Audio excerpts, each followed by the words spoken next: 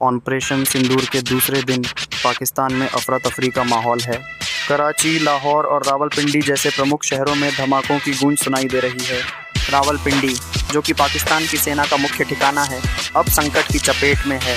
यहाँ से कई आतंकवादी साजिशें रची जाती हैं और अब इस जगह पर भारत के ड्रोन हमलों की छाया ने हड़कंप मचा दिया है। पाकिस्तान ने भारत के खिलाफ पहले ड्रोन और फाइटर प्लेन भेजे थे, लेकिन भारतीय एयर डिफेंस सिस्टम ने उन्हें हवा में ही नष्ट कर दिया। यह दर्शाता है कि भारत अपनी सुरक्षा में कितनी गंभीरता से काम कर रहा है।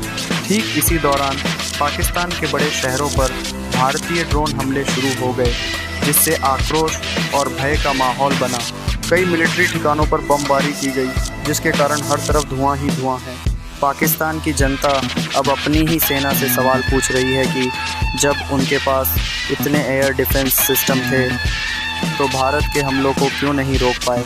लाहौर का एयर डिफेंस सिस्टम भी अब हमलों का शिकार हो गया है, जिससे यह स्पष्ट हो गया है कि पाकिस्तान की सुरक्षा प्रणाली कितनी कमज़ोर है। लोग अब यह सोच रहे हैं कि अगर भारत के फाइटर जेट्स ने आक्रमण किया तो क्या होगा। भारत के रक्षा मंत्री ने स्पष्ट रूप से कहा है कि ऑपरेशन सिंदूर तब तक समाप्त नहीं होगा जब तक पाकिस्तान ने समर्पण नहीं किया। यह लड़ाई पिछली बार की तरह नहीं होगी और पाकिस्तान को इसकी गंभीरता का एहसास होना चाहिए।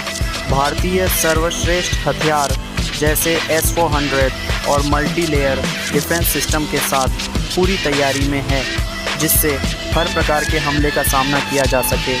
यदि पाकिस्तान ने पुनः आक्रमण का साहस किया तो उसके फाइटर प्लेन को भी हवा में ही बर्बाद कर दिया जाएगा।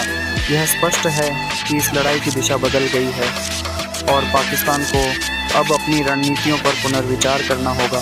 भारत ने दिखा दिया है कि वह अपनी सुरक्षा के प्रति कितना सजग है। इस बार की लड़ाई निर्णायक होगी और पाकिस्तान को समझना होगा कि इस बार भारत रुकने वाला नहीं है।